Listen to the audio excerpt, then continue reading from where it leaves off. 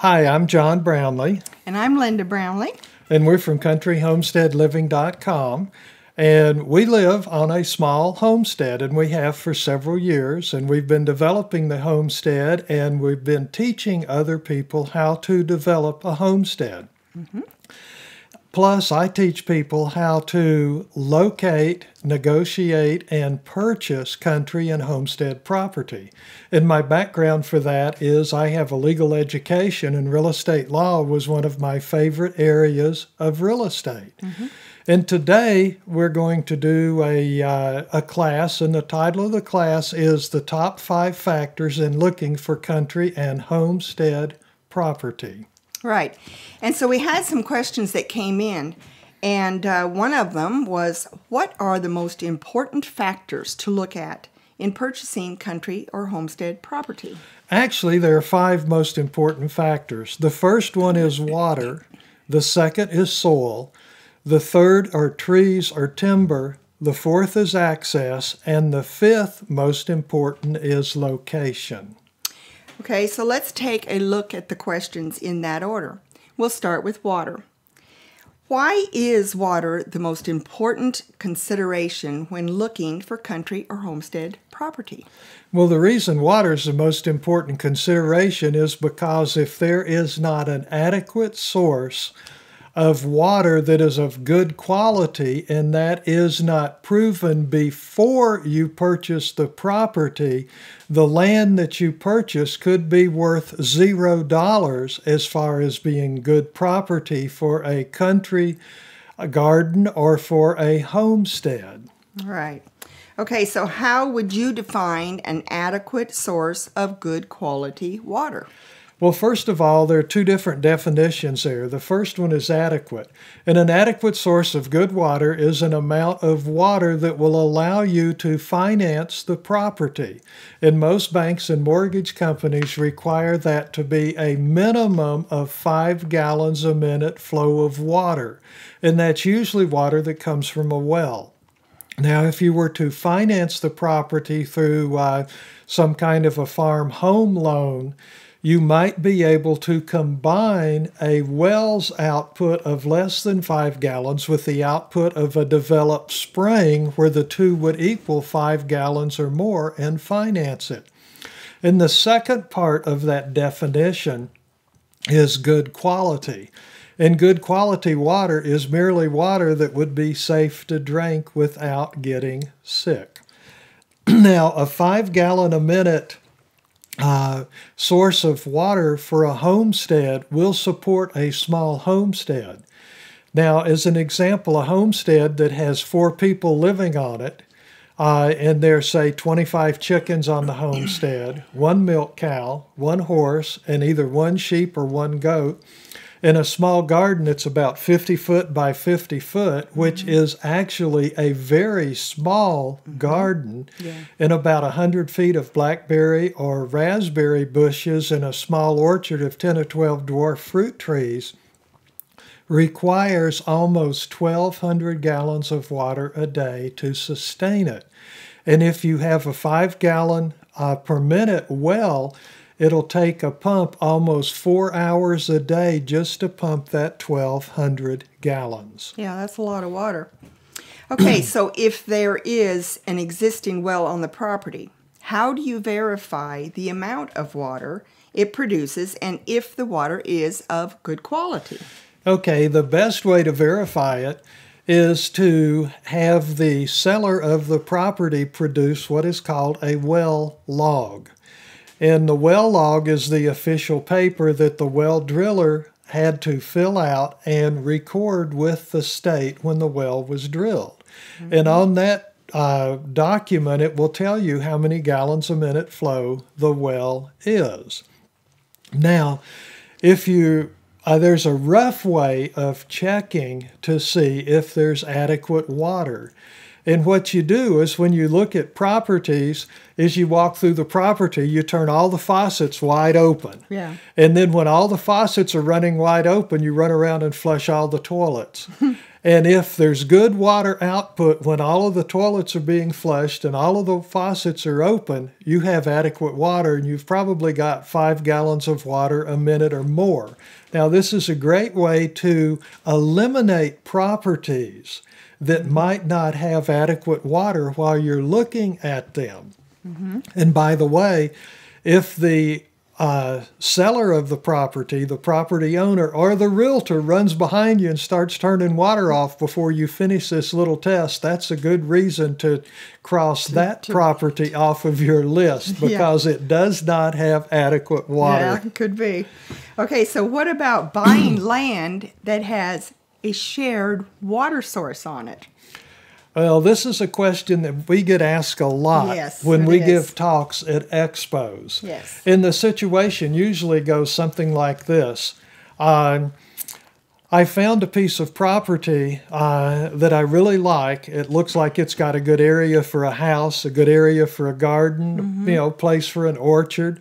The only problem is it's right next to a piece of property owned by the same person, and he is offered a shared water source, meaning the water's on his property, not on the property for sale. Right. Now, there's a problem with this, actually more than one problem. First of all, the owner of the property probably knows there's not a good source of water on the parcel for sale. And so the reason he wants to share the water is to give you a reason to buy.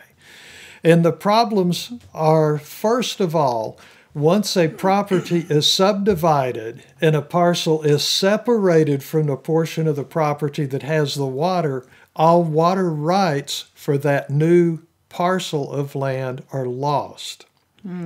Second thing is, now you are beholden to the person you bought the property from to receive water for your parcel. And let's take a look at a very practical situation. The snowpack, if you're in an area where there's snow, and the rainfall this year is what percolates down through the ground and recharges the underground water aquifers, and that's the water that comes up through wells next year. Yeah. So if you have a year where the snowpack is low or the rain is low, and the next year happens to be an exceptionally hot, dry year, there's going to be a problem with water. Right. And so if there's a homestead on both of those parcels of land, the one you've bought and the one that has a shared source of water, guess which homestead's going to get the water and which homestead isn't? And if you guess that the homestead you bought with the shared water source isn't going to get the water, you get an A on this little quiz. Yes. Now, if that happens and there's an agreement, a written agreement, sure, you can hire an attorney and sue for water, and maybe you'll get some water, maybe you won't. But what you will get is a bill from the attorney. You will get a lot of time and aggravation, and you will make an enemy of the person who you depend on to give you water. For those reasons, it is never a good idea to buy land that has a shared water source, and that shared water source is on another parcel of land. Right. Okay, so why is soil the second most important factor in looking for and purchasing country or homestead property? Well, there are three basic things that you need soil for on a homestead. The first one is the soil has to be of the proper type that will allow a septic system to be installed. Oh, yes. In other words, the soil has to percolate enough that it will hold the effluent from a septic system. The second thing is the soil needs to be good soil to grow crops. Right. Now, sure, if it's not good soil, you can always build the soil up. Right. But that's a hard process, and it can take 2 or 3 years, as we know from our past experience. Yes. And the third thing that the soil needs to do is it needs to be a type of soil that will hold the foundation and the weight of the buildings that are built on the property. Yes. Okay, so let's look at it first of all from the standpoint of the septic system. If there is an existing house and an existing homestead on the land, there's a fair chance there is already an existing septic system. If that's the case, ask where the septic tank is in the yard and where the field lines are. Yes. Pardon me. Then walk the area over the septic tank and the field lines and carefully inspect it for damp, wet, smelly areas. Oh, yes. And if you run into any of these areas, it could mean one of two things. One thing it could mean is the septic tank needs to be pumped out, and that's not a high-dollar item. The other thing it could mean is that some of the field lines have collapsed, and they would need to be replaced, and that is a high-dollar item. Yes. So if when you walk the field line area, they're damp, smelly areas, you need to put a clause, if you decide this is a property you're going to buy, put a clause in the purchase agreement requiring the seller to repair the septic system and have it inspected by the county health department or whatever the local agency is that approves septic tanks, and show proof of that approval before closing, or the sales contract is canceled and you get back your earnest money and the seller keeps the land. Yes. Okay. Another thing you need to look at while you're doing that is how far away from the area where the field lines are sources of water, such as wells, springs, ponds, creeks. Yeah. They should be at least 100 feet away from the nearest portion of that field, of those field lines. And if the land slopes downhill from where the field lines are to where a source of water is, there needs to be more than 100 feet separating the two. Yes. And the other thing to take a look at, particularly if you notice damp, smelly areas over the field lines, is there enough room to create an entire new set of field lines and still be at least 100 feet away from a source of water? Okay. Okay, when it comes to soil for a garden, one way of determining, rough way of determining whether the soil is suitable for growing things is to, number one, find out if there's more soil or more rocks. Yes. And you may just have to take a little trowel along and just dig a little spot in the ground. Another thing to do is to look at what's growing on the soil. Doesn't make any difference whether it's weeds or plants. Do they look healthy? Right. And that'll give and you if something's growing, that's... Right. And if something's growing, that's better than if nothing's growing. Right. And the other thing to do is to take a look at where the garden area is or would be in relation to the sunshine during the day, because you need several hours of sunlight shining on a garden. Right. Now, the last thing to mention on soil is something that is very overlooked by a lot of people when they look for a homestead or country property.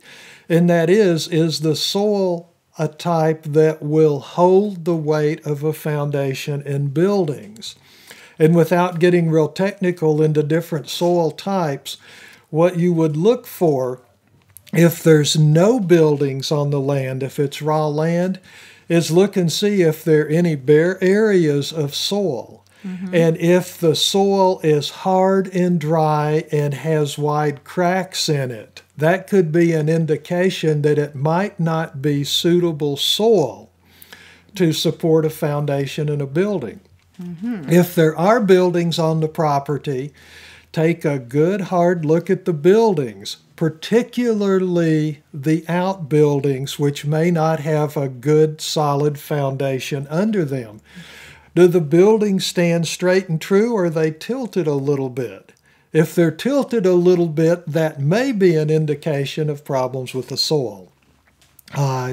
Another thing to look at is, are there cracks in the foundation? For example, if there's a full basement under the house, when you're looking at the full basement, be sure there's enough lighting, or take a flashlight with you and just shine the flashlight along the walls and see if there are cracks in the foundation. Now, the cracks could be from normal settling, or it could be from a problem with the soil, but at least that's an indication. And a third thing you might look at is look around the foundation on the outside of buildings and see if on the downhill side the soil is pulling away from the foundation. Because there's a type of soil that when it gets wet, it creeps and it moves downhill, and that's not a good type of soil to have to support foundations. Right. Now, if you're interested in doing an organic garden, Right. You need to find out whether or not, if there's an existing garden and orchard, whether chemical fertilizers and herbicides have been used in that orchard and garden. Yes. Because if they have, it can take 10 years or longer for them to clear the land, and in some instances, if they've been used for several years, you will never be able to have the soil tested and have it free of those chemicals, so you will not be able to grow organic food on that property. Right. Now, you could ask the seller what kind of fertilizer he uses and how he takes care of weeds, what herbicides he uses. And if you've happened to mention, or the realtor showing you the property has happened to mention that you've said you would like a place that you could grow things organically, and the seller knows that he's used pesticides and chemical fertilizers, he may shade his explanation to hide that fact. But there is another way of determining it without doing soil tests. Yeah. That's keep your eyes open when you're looking in outbuildings, in sheds, or in the garage. Look and see if you find partially full containers of herbicides, or if you see partially full containers of chemical fertilizers. And if you do, you may strongly want to consider crossing that property off of your list. It's always a good idea to keep your eyes open. Right. Okay, so why do trees and timber rate third on your list of factors to consider? Well, first of all, trees perform several functions. They can provide wood for heat in winter. They can provide shade in the summer. They can provide a windbreak to, for example, in winter to make it easier to warm a house. Right. They provide privacy from prying eyes. And trees can also provide materials to build outbuildings and fences. Yeah. Okay, so let's talk about trees as a source of heat for a moment. Are all trees equal in this respect? No, not at all. And it depends on what part of the country you live in. If you live where we used to, on the east side of the Mississippi River, hardwood, deciduous trees, trees with leaves, such as oak, ash, and maple, have more heat in them per unit of wood than softer woods will. Now, if you live in the western part of the country where we live now, where the majority of trees are conifers, or trees that have needles instead of leaves, the best wood for heating is tamarack, also called mountain larch, and the next best, very close behind it, is red fir. And they have more heat per unit of wood than other types of trees growing in the area. And while we're talking about heat, there's a little rule of thumb to keep in mind, and that is basically that you need 5 cords of wood a winter if you're heating a 1,500 square foot house with a good wood stove. And that is only if that wood stove is pretty much centered in the house. Centered in the house, right. If the house has proper insulation in the walls, ceiling, and floor for the area where that house is located, and if it has the proper type of windows in the house. Okay.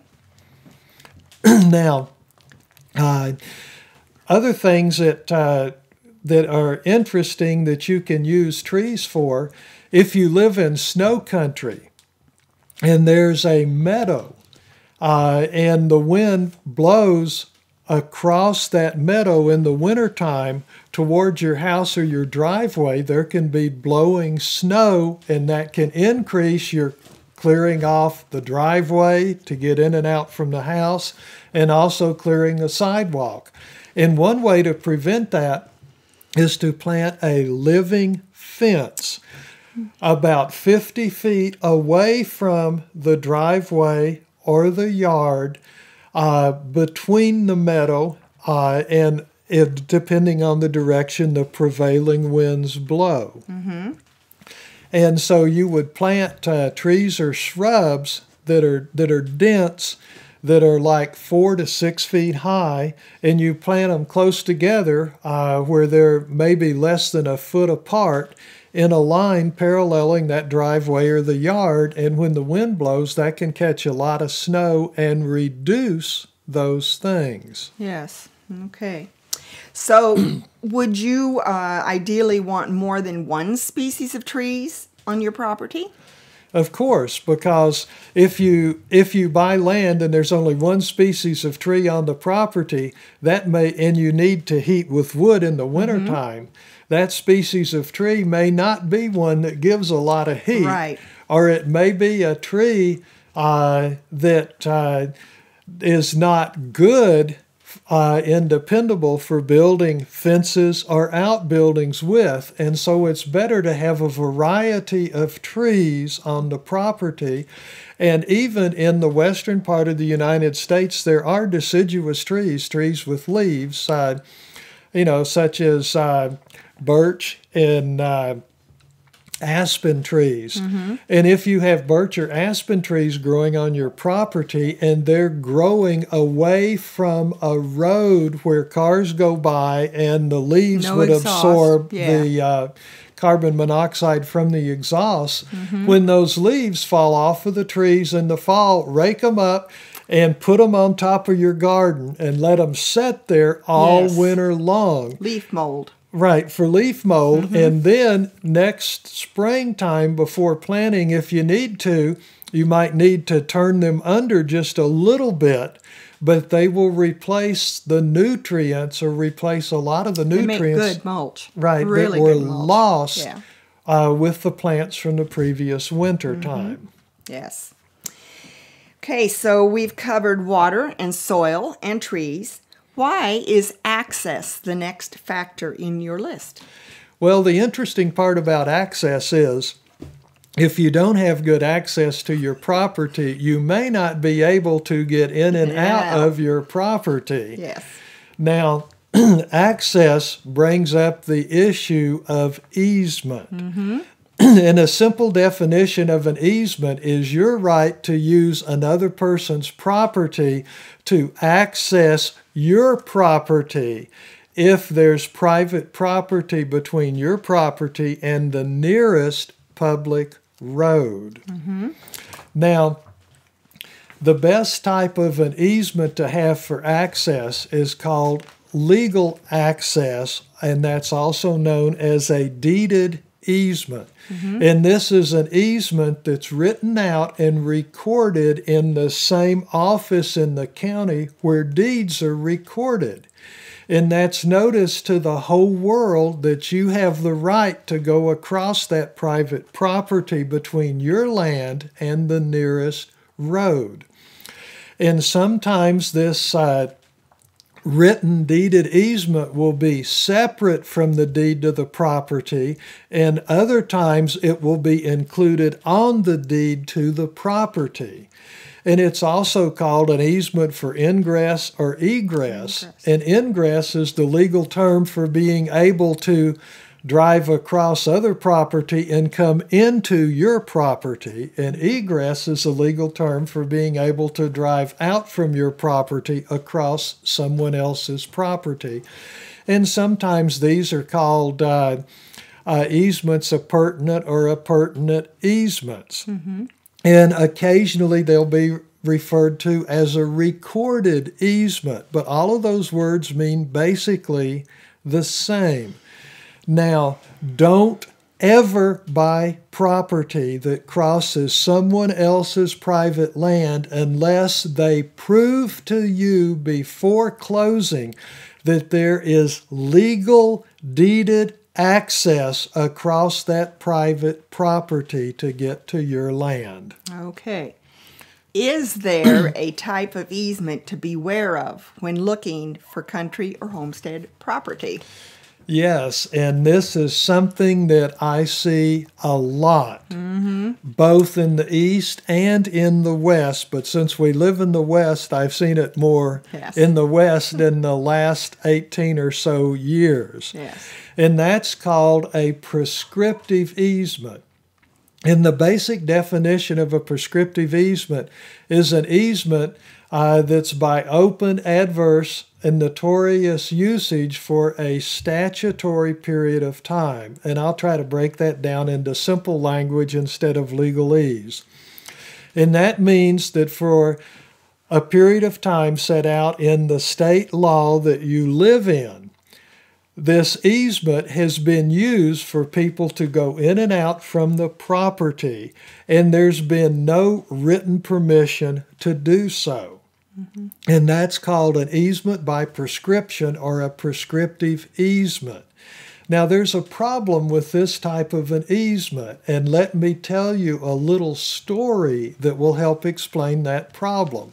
And this is an actual story that somebody asked me about after a talk I gave on easements. And it goes like this. My Uncle Charlie died, and I inherited his land. And when he was alive, he had verbal permission to drive over a neighbor's land to get to his property. Well, that neighbor is old now and is in a nursing home and has sold his property. And the new owner has put a locked gate with a no trespassing sign on that road, and I can't get to my property. What can I do? Well, that's an example of a prescriptive easement, and because there's nothing written and recorded that's noticed to the world that you've got the right to drive over that other person's property, they can put the gate up, put a lock on it. Mm-hmm. Okay, there is a way that you can resolve the issue. What you can do is you can hire an attorney, you can file a lawsuit, and if in the lawsuit you can prove that that road that now has the lock gate up has been used for the minimum period of time set out in state's law to access the land, you've got a good chance of winning that lawsuit. The lock gate will have to come down. And the court may even order a recorded easement made, making that legal access. Now, you can do that and you can win, but now you've created a problem. Mm-hmm. Yes. You're driving across the land of somebody that you've made an enemy of. Yes, not good. And that's not the best way to live in a country setting. Right.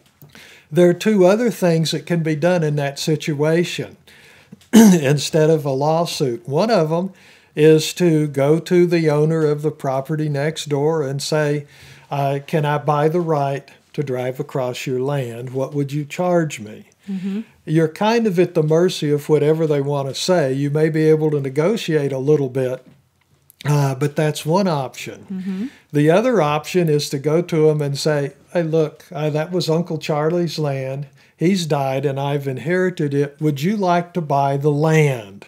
And that may be the reason he put the lock gate up, because he wants that land too. Uh-huh. And if he knows that may force you into this option. Yeah. So in that case, don't expect to get what we call fair market value for the land because there's no legal access to it. Yeah. But if you inherited the land, you may be better off to take what you can get by selling that land to that new neighbor and going and finding your own land someplace else. At least you're not losing money on that deal. Mm-hmm. Okay, so don't realtors usually say the most important factor in land is location, location, location? Why is location the fifth factor on your list of the top 5 for looking for land? Well, to answer that question, remember years ago when we flew out here and we had given a realtor a description of the land we wanted, and we said, we were looking at, for example, 20 acres of land, and we wanted an area for a garden. We'd like to have water on it and so forth. And what was the first place one of the realtors took us to? Remember, it was 20 acres of land that was up on a hillside, and it overlooked a river value. It had a real $1 million view. Problem is, the asking price was 4 times the price we had told the realtor we were willing to pay. Yeah. And we had already done the research, and we knew that if you drilled a well there, the well would probably be 500 to 600 feet deep, and you'd be lucky to get more than 2 gallons of water. And it had been logged, so there was no real timber on it, just a few scraggly trees here and there when you turned around and looked at the land instead of looking at the $1 million view. And if you remember, there was a road that zigzagged across the middle of that land, and it was the legal access for 2 pieces of property past the land. Yeah. So location is not important when there's no adequate water of a good quality. Right.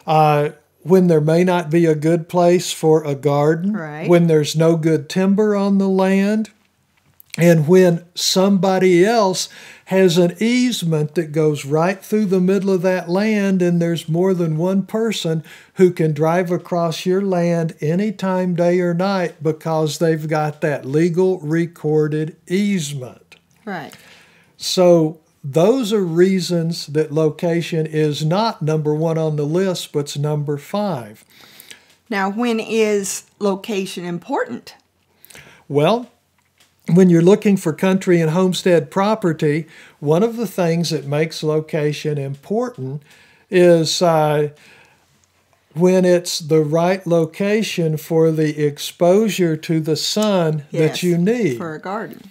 For example, a garden needs southern exposure, and it needs relatively flat land unless you want to terrace a garden. Which you can do, but... Right, you can do, and the garden can have a little bit of a slope in it, but if there's too much slope, it's going to wash. When the rain, the topsoil is going to wash away. Now, if it's not a true southern exposure, the second best location exposure is a little bit southeastern. The third best is a little bit southwestern. Now, if you're planning on having an off-the-grid house with solar, you want a southern exposure, preferably because that gives you more exposure to sunlight over the day to develop the solar electricity for your homestead. Okay, so how does elevation play a role in the yield of your garden? Well, something that's not real intuitive to most people is the fact that in mountain areas and in northern climates, the warmest location, the warmest elevation at night is not the valley floor. Right.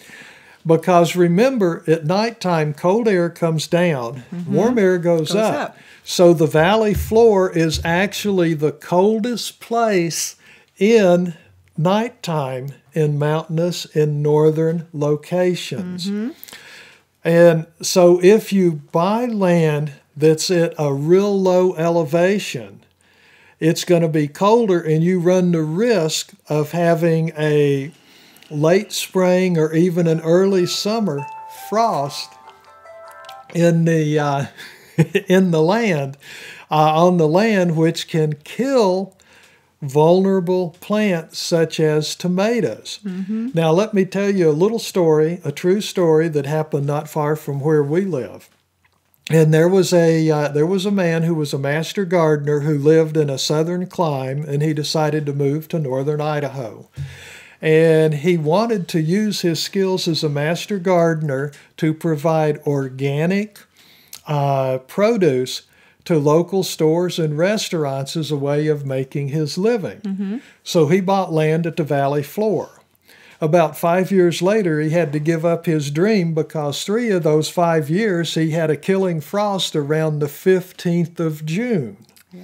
Now, we know another couple who live at about the same latitude, about the same distance from the equator. There's this man's property, but they live a little over 500-foot elevation off of the same valley floor. And they've told me that they've never had a killing frost in June. And the reason for that is as the sun comes up and the shadows go down the mountain, it warms up the hillside. And when it gets down to about the 500-foot level, there's time for that hillside to warm up enough that when the sunlight gets all the way down to the valley and the cold air starts rising, it goes past that level, that 500-foot level, without it freezing.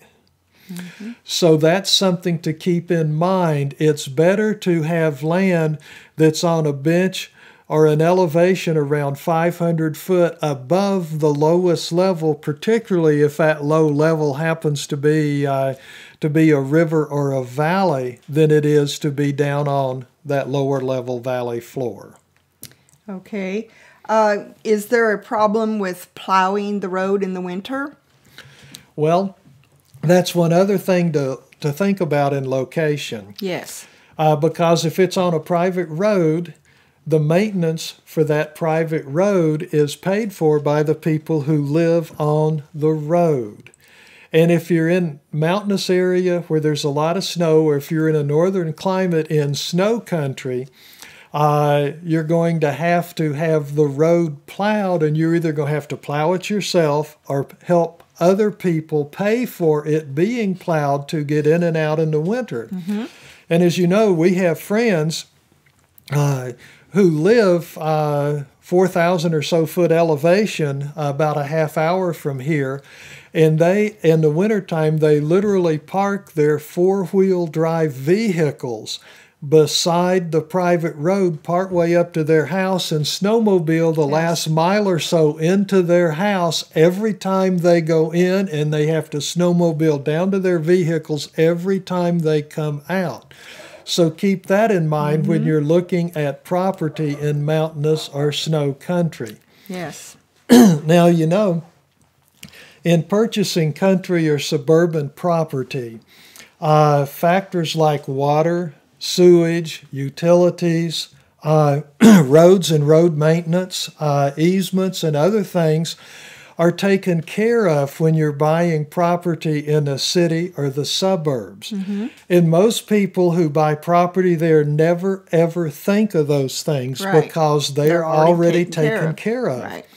Now, if you're looking for property in the country, and you're looking for country or homestead property, those things do not come in the package of land. Right.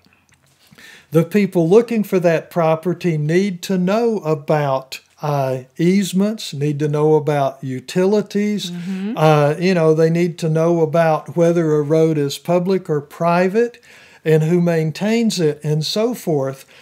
And those things must be known by a buyer before closing. Right. And when a buyer doesn't understand those differences, and they just go out and look at a piece of property and they say, this is what I want, and they buy it, a lot of times they come up and find out that they have problems with access. They may not be able to put in a septic system, so they can't get a building permit if it's raw land. or other problems that can derail their country and homestead plans. Right. Now, over the years, we've heard all kinds of stories of disappointments. The most recent one, a couple moving up from a southern climate to close to where we live, put all of their available money down on a piece of property only to find out that they had no way to get into that property at the wintertime because there was nobody who plowed the road. And Yes. so they can't even get into the property, and they're in a situation where they're having to live in rental housing and hopefully be able to come up with the money, save the money or something, or sell that property and go look for Right. something else. Right. Now, if you're looking for property, it doesn't have to be that way. No. There's a way to know about the problems and pitfalls that can come in looking for country property. And that way is called the Country Homestead Buyer's Course. Now, the Country Homestead Buyer's Course can level the playing field between sellers and realtors and people who are looking for country property and avoid those pitfalls and problems that we've seen so many people end up in when they've tried to buy country property using the way they bought city property. Right. You see, in buying country property, the proper way to do it isn't to look in the phone book or look online for a realtor or two and call them up and say, I want to see property. Yeah. If you do that, I can guarantee that you're going to end up paying more money for the property. You're going to have problems of one kind or another while buying or after buying the property. Now, the Country Homestead Buyer's Course teaches you what you need to know before looking for country property.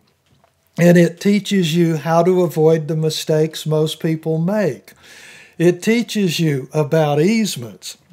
It teaches you about access. It teaches you about evaluating the land. It teaches you about negotiating with the seller. It teaches you how realtors usually tell sellers to price their land. And if you know that, it takes away the fear that a lot of people have when they look at land and they say, well, this is what he's asking for it. I can't ask any less. And when you understand those things, it puts you at an advantage that people that don't have that knowledge don't have. And if you're looking to buy an existing off-the-grid house, there's a whole section in the Country Homestead Buyer's Course that talks about evaluating off-grid property. Now, let me read you a testimony from one of our students, specifically talking about his knowledge of negotiating that he learned from the course. And this is what this one student says.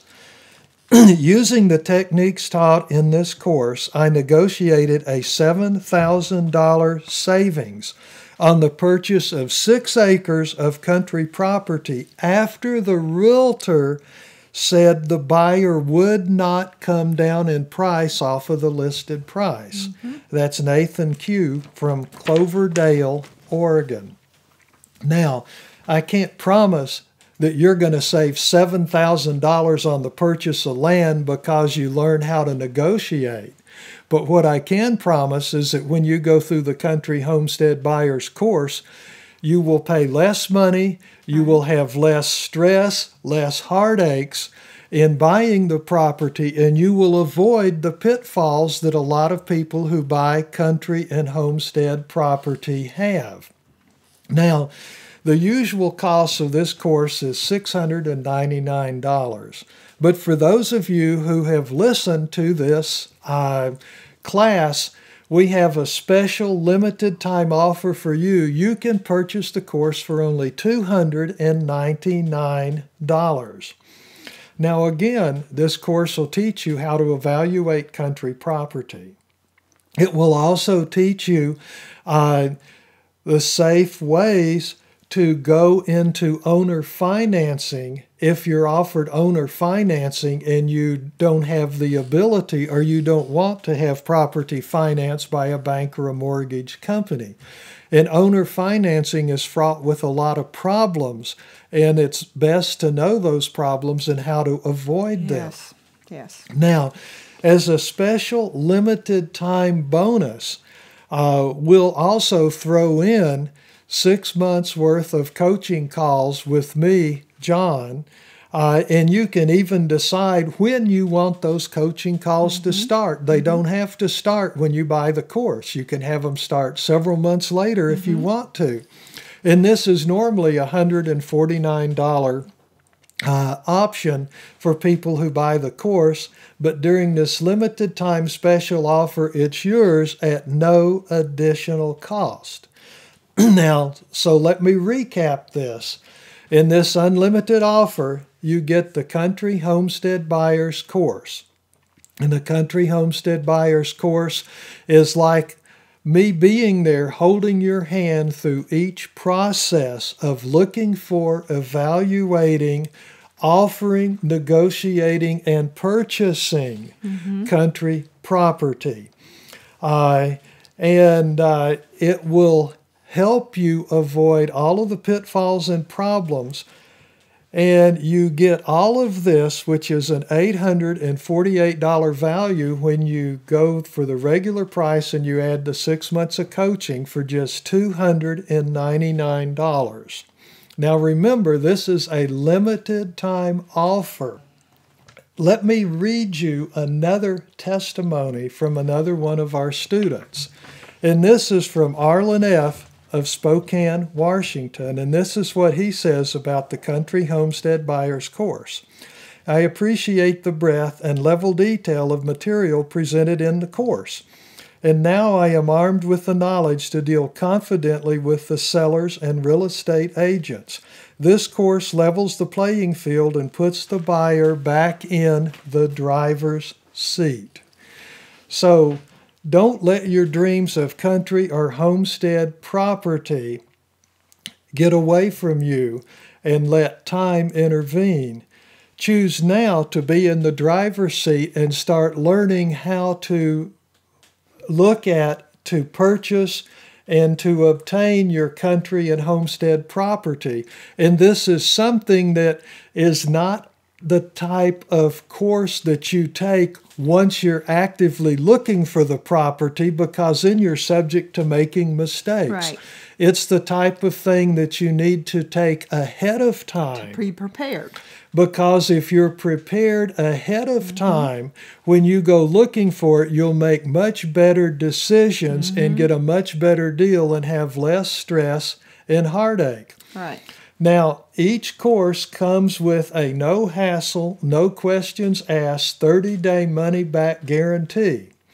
If within 30 days of purchasing the course you decide it's not for you, you simply send an email to contact@countryhomesteadliving.com and say, I'd like a refund. And you will get the refund the very next day that the bank is open to do your refund. Now, what this does is it puts the risk on my back where it should be and not on yours. So to buy the course, click the Buy Now button on your screen now.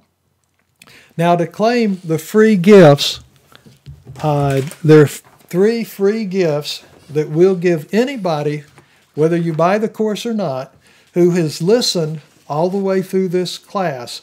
The first one is called The Best Websites to Use to Begin Your Search for Country or Homestead Property. The second one is Analyzing Country Homestead Property on the Websites. And what this does is it walks you through with a way to analyze what you learned about the property in the first of the free gifts. And the last one is called 7 Steps to Achieving Your Country or Homestead Dreams. And it walks you through 7 steps that will help you achieve those dreams.